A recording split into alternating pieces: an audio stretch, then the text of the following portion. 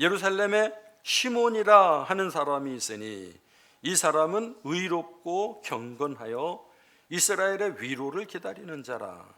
성령이 그 위에 계시더라. 성령이 그 위에 계시더라. 그가 주의 그리스도를 보기 전에는 죽지 아니하리라 하는 성령의 지시를 받았더니 성령의 감동으로 성전에 들어가매 마침 부모가 율법의 관례대로 행하고자 하여 그 아기 예수를 데리고 오는지라. 시므온이 아기를 안고 하나님을 찬송하여 이르되 주제여 이제는 말씀하신 대로 종을 평안히 놓아주시는도다. 내 눈이 주의 구원을 보았사오니 이는 만민 앞에 예비하신 것이요 이방을 비추는 빛이요 주의 백성 이스라엘의 영광이니이다 하니 그의 부모가 그에 대한 말들을 놀랍게 여기더라. 그의 부모가 그에 대한 말들을 놀랍게 여기더라. 시몬이 그들에게 축복하고 그의 어머니 마리아에게 말하여 이르되 보라 이는 이스라엘 중 많은 사람을 폐하거나 흉하게 하며 비방을 받는 표적이 되기 위하여 세움을 받았고 또 칼이 내 마음을 찌르듯 하리니 이는 여러 사람의 마음의 생각을 드러내려 함이라 하더라. 또 아셀지파 바누엘의 딸 안나라 하는 선지자가 있어 나이가 매우 많았더라. 그가 결혼한 후 7해 동안 남편과 함께 살다가 과부가 되고 84세가 되었더라. 이 사람이 성전을 떠나지 아니하고 주야로 금식하며 기도함으로 섬기더니 성전을 떠나지 아니하고 주야로 금식하며 기도함으로 섬기더니 마침 이때에 나와서 하나님께 감사하고 예루살렘의 속량을 바라는 모든 사람에게 그에 대하여 말하니라. 주의 율법을 따라 모든 일을 마치고 갈릴리로 돌아가 본 동네 나사렛에 이르니라. 아기가 자라며 강건하여지고 지혜가 충만하여 하나님의 은혜가 그의 위에 있더라. 아멘. 긴 본문인데 봉독을 잘해서 귀에 쏙쏙 들어오시죠? 중요한 부분은 제가 2번씩 강조해서 또 읽어드렸습니다. 포인트를. 아기 예수님께서 태어나신 지 40일이 되었을 때에 며칠이요? 40일째가 되었을 때에 유대인의 이 절기의 이 전통을 따른 예식이 있습니다. 정결 예식이 있습니다. 40일 되었을 때에 요셉과 마리아가 그 모세의 율법에 따라서 정결 예식을 치르기 위해서 예루살렘으로 올라갔습니다. 그때 예루살렘에는 하나님의 약속을 믿고서 그 메시아의 오심을 간절히 기다리는 선지자가 둘이 있었는데 시므온과 안나였다라고 말씀에 소개를 하고 있습니다. 성전에서 아기 예수님을 만났던 이 두 선지자가 그 하나님의 약속이 성취되었다고 하는 것을 깨닫고 크게 기뻐했던 그런 내용이 오늘 말씀의 본문인데, 오늘 말씀드린 대로 예루살렘에서 메시아의 오심을 믿고 기다렸던 시므온처럼 이 성탄의 기쁨을 지속하면서 우리의 믿음이 잘 성장하려고 하면 과연 어떻게 우리가 해야 될까, 이 성탄을, 이 대림절을 어떻게 지내야 할까 하는 그런 은혜의 말씀을 제가 나누려고 합니다. 오늘도 말씀에 큰 은혜가 되시기를 바랍니다. 자, 25절, 26절을 다시 한번 또 제가 강조해 대해서 읽어 드리려고 합니다. 예루살렘에 시므온이라고 하는 사람이 있으니, 누구요? 시므온이라고 하는 사람이 있으니 이 사람은 의롭고 경건하여 이스라엘의 위로를 기다리는 자라. 성령이 그 위에 성령이 그 위에 계시더라. 그가 주의 그리스도를 보기 전에는 죽지 아니하리라 하는 성령의 지시를, 누구의 지시를? 성령의 지시를 받았더니, 포인트는 성령이 그 위에 계셨고 성령의 지시를 받았다라고 하는 것입니다. 자, 시므온이 정말 참 의로운 사람이었다고 하면은 그는 분명히 그가 사는 동안, 지금까지 살아오던 동안에 예루살렘에서 현장에서 일어나고 있는 그런 형식화된 율법주의나 또 특권화되어 있는 이 제사장들의 행태에 대해서 아주 몹시 못마땅하고 불쾌하고 더 나아가서 괴로워서 견딜 수가 없었을 것이라 하는 것입니다. 말씀을 보면 이 안나라고 하는 선지자가 또 소개되고 있는데, 여기 안나는 선지자라고 소개를 하고 있지만 시므온에 대해서는 그를 예언자라든지 선지자라든지 그런 것을, 직분이나 이런 것들을 소개하지 않고 있습니다. 적어도 시므온은 하나님의 법에서 멀었던 그 시대의 기득권층, 바리새이나 유대 제사장이나 혹은 이런 이들에게 소외를 당했던, 무시를 받았던 그런 인물이 아니었을까 예측이 되어집니다. 그런데 말씀을 잘 살펴서 또 이렇게 유추하고 생각을 해보면 이 시므온은 물론 기득권의 성전 세력들에게는, 성전을 중심으로 한 유대 종교 세력들에게는 무시를 당하고 버림을 당하고 핍박을 받고 그랬을지 모르겠지만, 그는 회개하라고 하는 그 말씀을 선포하는 예언자적인 사명을 가지고 때를 기다리면서 메시아의 오심을 사모했었던 숨겨진 하나님의 일꾼이었다고 하는 것을 우리가 예측을 할 수가 있습니다. 그런데 또 가만히 더 깊이 생각을 해보면 이 시므온은 개인의 영성과 신앙으로는 그렇게 예비되어서 주님의 때를 기다리고 메시아를 사모하면서, 그러면서도 성전을 중심으로 한 유대주의자들에게로부터 배척을 당했을 뿐만 아니라 그 반대 세력이 또 있었는데, 소위 말하면 에세네파, 유대인들처럼 예루살렘에 있지 않고 예루살렘을 떠나서 광야로 나가서, 그래서 자기 경건 생활에 집중을 하면서 그렇게 살았던 거친 광야의 에세네파, 이 사람들과도 함께하지 않았던, 성전에 있으면서도 멀리 들로 나가지도 않고 성전에 있으면서도 양쪽 사이에서 서로 그냥 등 떠밀렸던 그런 샌드위치 되어진 아주 이중삼중으로의 질고를 겪고 고민 중에 빠져 있었던 그런 인물이 아니었을까 하는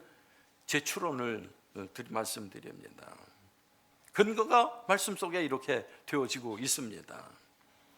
그 당시에 그 예루살렘의 상황이 어땠을까? 그 당시에 우리가 보통 찬송을 부르거나 할 때 예루살렘 그러면 거룩한 성이다 그러지 않습니까? 거룩한 성 예루살렘. 성경상의 예루살렘은 그렇게 상징적인 심볼이 있고 그런 의미가 함축되어 있고, 그렇기 때문에 예루살렘 그럼 당연히 거룩한 성이라고 우리가 그렇게 여깁니다. 그런데 사실 엄격히 말하면 예루살렘 성 그 자체가 거룩하지는 않습니다. 오죽하면 예수님께서 너희가 어찌 아버지의 집을 강도의 구렬로 만들었느냐 그러면서 화를 내시지 않았습니까? 성전이 성전답지 못하고 마치 강도의 소굴처럼 욕심스러운 사람들이 지저분하게 혼탁하게 뿐만 아니라 아주 어지럽게 만들어 놓은 그렇게 되어진 성전 예루살렘을 보시면서 통안해 하셨던 예수님, 그 말씀을 우리가 기억을 해냅니다. 적어도 예루살렘이 여호와의 성, 거룩한 성, 그 이름 그대로 불려지려면, 그렇게 불려지려면 적어도 그 안에, 예루살렘 성 안에 있는 사람들이 하나님의 말씀을 귀담아 듣고 그 말씀에 순종을 하고, 그리고 부단히 자기를 갱신하는 그 신앙의 각고의 수련과 연단과 그런 자기 가꿈의 그런 속에서 그 성전을 지키고 그 성전을 이루어야 그야말로 명실상부한 거룩한 성이라 그럴 수 있지 않겠는가 하는 것입니다. 그래야만 됩니다. 다시 말하면 무슨 말씀을 드리려고 하느냐 하면, 그 당시에 그 예루살렘은 전혀 거룩과는 거리가 먼, 도저히 거룩하다 그렇게 부를 수 없는 그런 상태였다고 하는 것이지요. 예. 예루살렘은 전혀 거룩하지 않았습니다. 지금도 예루살렘은 전쟁을 치르고 있지 않습니까? 예. 언제 어느 곳에 미사일이 떨어질지 모르는 그런 불안하고 두렵고 그런 상황에 평화? 거룩? 아니죠. 전혀 보장할 수 없는 그런 지경에 오늘 예루살렘 형편 아닙니까? 그 당시에 로마 제국은 기본적으로 군사적인 그 무력을 연습하고 그것을 축적해서 그저 중구난방 세계 곳곳마다 침략을 하고 점령을 하고 땅을 넓혀가던 그런 시대였었습니다. 기원전 63년 이 로마의 속국이 되었던 이 예루살렘의 일상이 그 후로는 평안하지를 않았고요. 이 눈치 저 눈치를 보며 기득권 세력들이 쥐락펴락되어지고 아주 복잡하고 어지러웠던 불안한 그곳이 바로 예루살렘이었던 것입니다. 예루살렘 성전을 중심으로 해서 기회를 엿보는 그 제사장과 바리새인들의 그 엘리트 집단의 거점이 되었고, 무려 613개나 되는 율법들이 드러나고 그것을 주장하면서 율법주의자들은 서민들을 윽박지르고 그냥 죄인 취급을 하고 무작위로 자기들 마음대로 그렇게 타락했었던 도시가 예루살렘이었다고 하는 것입니다. 예루살렘의 거룩하지 못함, 그 혼잡하고 그랬던 무질서했던 예루살렘, 이 얘기를 왜 또 하느냐? 시므온이 그 혼탁하고 어지럽던 흔들리는 예루살렘에서 때를 기다리면서 기도하고 금식하고 그러면서 이쪽에도 저쪽에도 서지 않은 채 믿음을 지켜가면서 메시아를 기다리던 시므온이 거기에 있었다고 하는 것이지요. 마침내 시므온의 눈에 한 가정이 정결 예식을 위해서 올라오는 그 모습을 본 겁니다. 말씀을 읽은 대로 우리가 유추하고 우리가 묵상을 하고 우리가 해석을 해보면 제가 2번 읽었잖아요.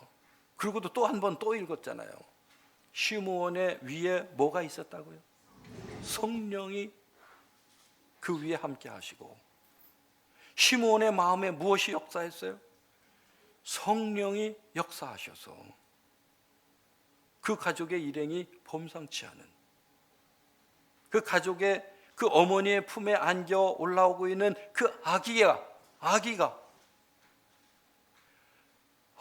메시아이시로구나 하는 것을 깨닫는 순간 쫓아가서 반겨 맞으면서 제일 처음 물을 했어요. 시므온이 하나님께 감사드리고 영광 돌리며 찬송했다는 거예요. 그리고 그 아이를 받아들였습니다. 시므온이. 그 광경을 여러분들이 한번 생각을 해보세요. 그려보세요. 시므온의 그 상태와 그 현장의 그 만남과 그리고 시므온이 하고 있는 체증이 뻥 뚫리듯이 말이죠. 오죽하면 받아든 아기를 축복하면서 하나님께 찬송 부르고 영광 돌리는 그 마음의 상태가 어땠을까? 이때를 위해서 하나님 나를 기도하게 하셨군요. 기다리게 하셨군요.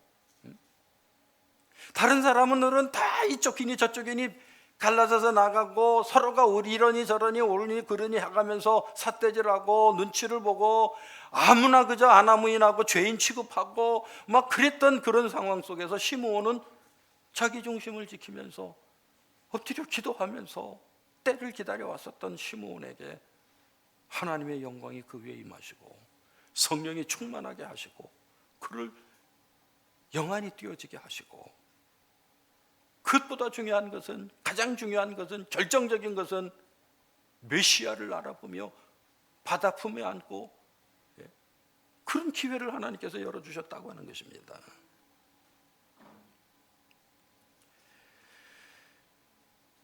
어느 한쪽 집단에 소속되지 않은 채로 양쪽 편에서 노골적으로 때로는 은근하게 비난을 받아가면서도 자기의 믿음 그 중심을 흐트리지 않고 그렇게 지켜왔었던 이 시므온에게 하나님은 하나님의 때 하늘의 기회를 열어주시고 그가 이제는 죽어도 여한이 없을 만큼 하나님의 부르심을 받아도 여한이 없게 기쁠 만큼 만족한 은혜를 그에게 허락하셨다고 하는 사실입니다. 그가 오늘 이 기록자의 눈에는 의롭고 경건한 사람이었다라고 평가해서 그렇게 기록을, 물론 그 순간을 기자가 취재하듯이 쓴 게 아니에요. 그렇죠?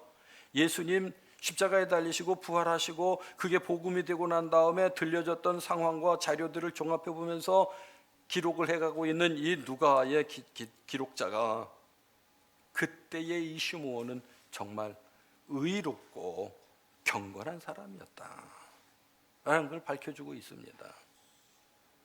우리에게 이 시므온을 소개해 주면서 말이지요. 시므온은 그 당시에 예루살렘에 살고 있던 외식하는 사람들과는 분명히 달랐다고 하는 것을 금구어주고 있는 것입니다. 구별해주고 있는 것입니다. 도저히 그들과 섞어놓을 수 없는, 함께 취급해 줄 수 없는 특별한 인물이었다고 하는 것을 말씀하는 거지요. 아마 그래서 그 친구나 주변에서는 그랬을 겁니다. 너 혼자 잘났냐? 뭐 이래가면서 사사건건 시비를 걸고 욕하고 그랬을지 모릅니다.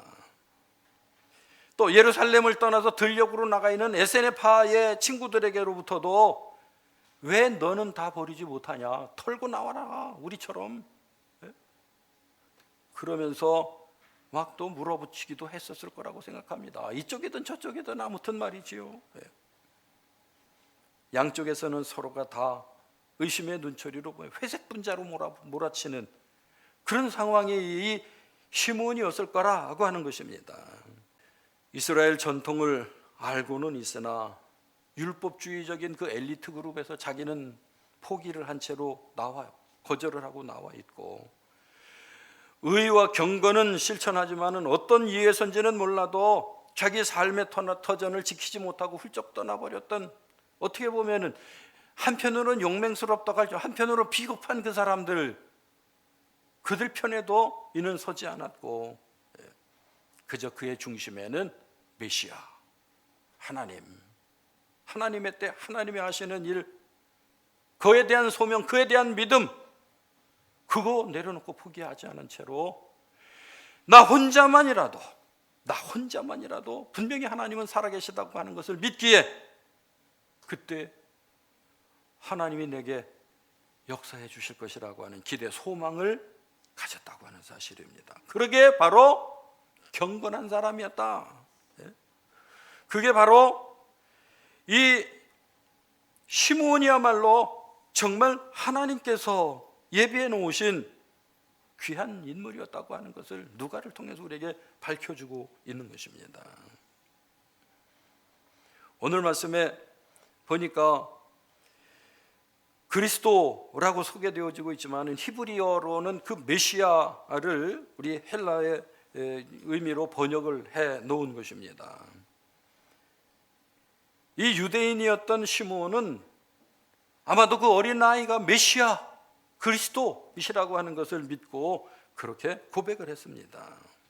의롭고 경건했던 시므온이었기에 그가 사는 동안에 그가 살고 있던 그 공간 예루살렘에서 메시아가 나타나실 것이고 그분을 뵐 수 있을 것이고 그렇게 기대하는 것을, 그 기대저기를 포기하지 않은 채로 그랬기에 이 아이를 받아든 시므온이 그 고백의 찬양으로 하나님께 영광을 돌리고 있는 것입니다.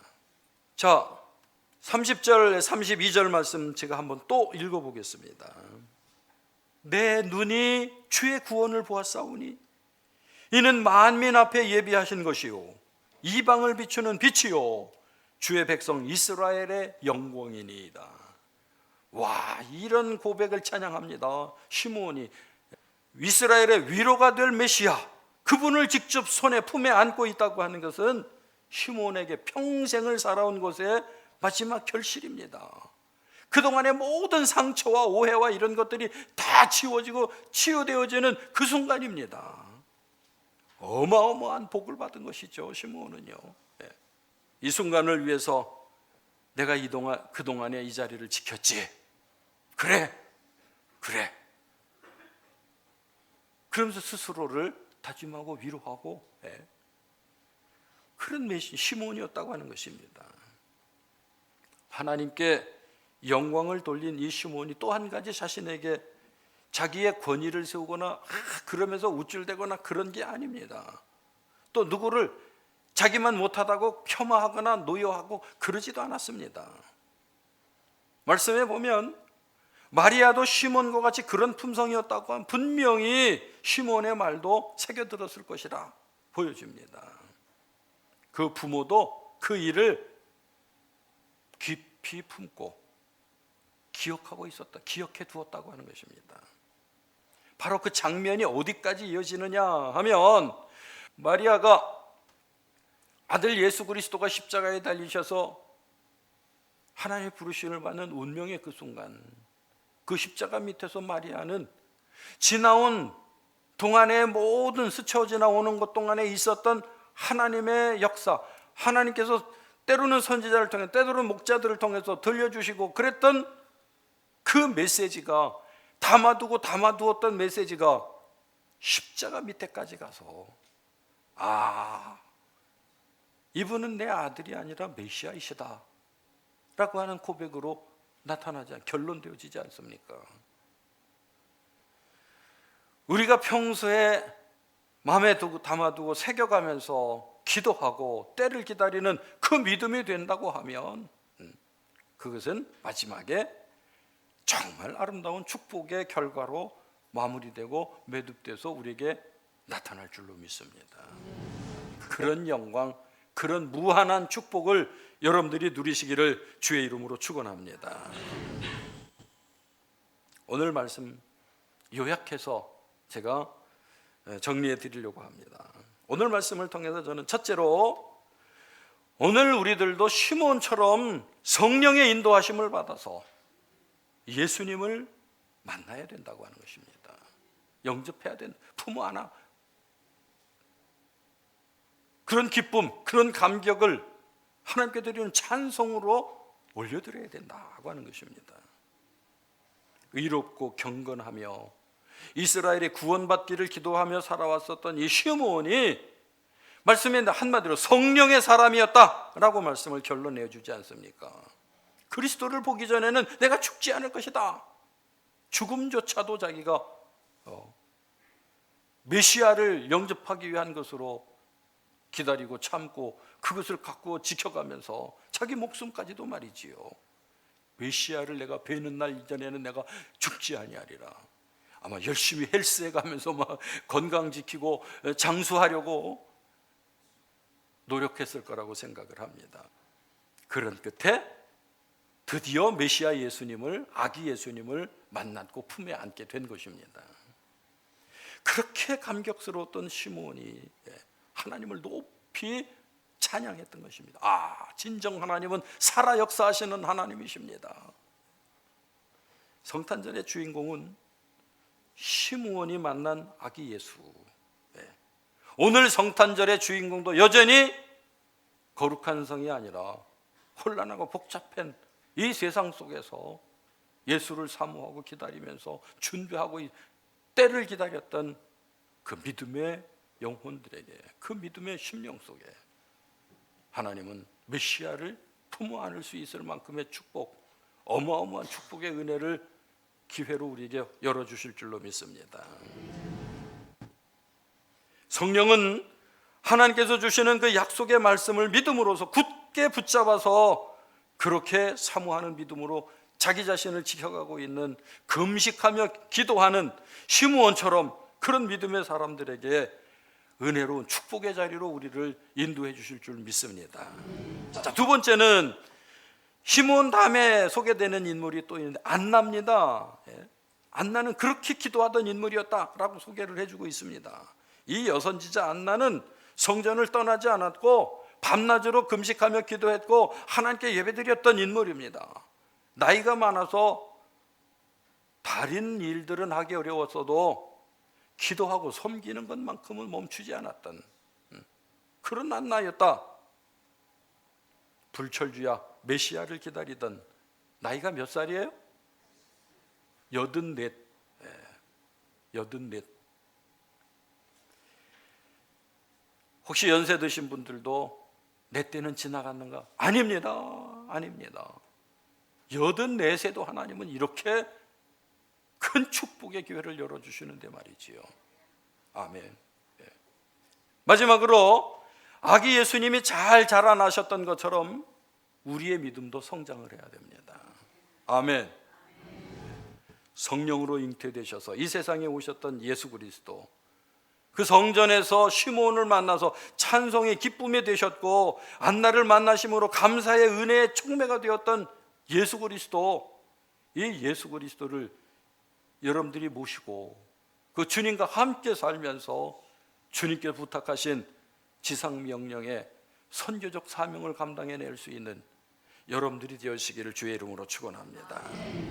하나님께서는 이 요셉과 마리아의 고향이었던 나사렛에서 이제 예수님을 품어 안고 그의 공생의 시작까지 그를 성장하도록 길러내면서 그 곁을 지켜주면서 요셉과 마리아는 탄생 때부터 거기까지 그 순간순간 기회의 때마다 메시지를 들려주셨던 하나님의 말씀을 간직한 채로 예수 그리스도와 함께 예수 그리스도를 성장하고 예수 그리스도를 키워내는 거룩한 가정으로 하나님께서 지켜주셨는 줄로 믿습니다.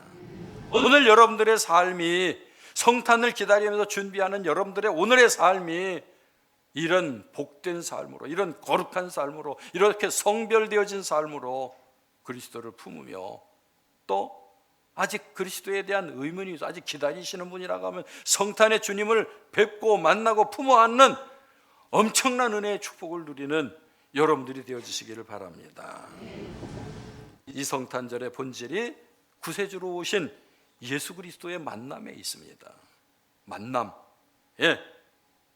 성령의 인도를 받았던 시므온처럼 기다림 가운데에서 기도에 힘써서 또 금식하며 기도했던 안나와 같이 영안이 열려져서 예수 그리스도를 알아보고 품에 안고 엄청난 은혜의 영광을 입으로 간증하며 고백할 수 있는 그런 성탄이 되어주시기를 바랍니다.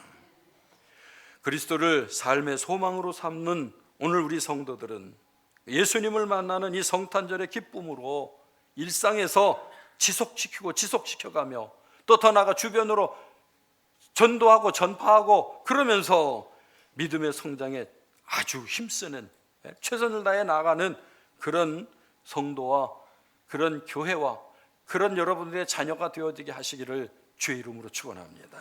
축원합니다. 축원합니다. 기도하시겠습니다.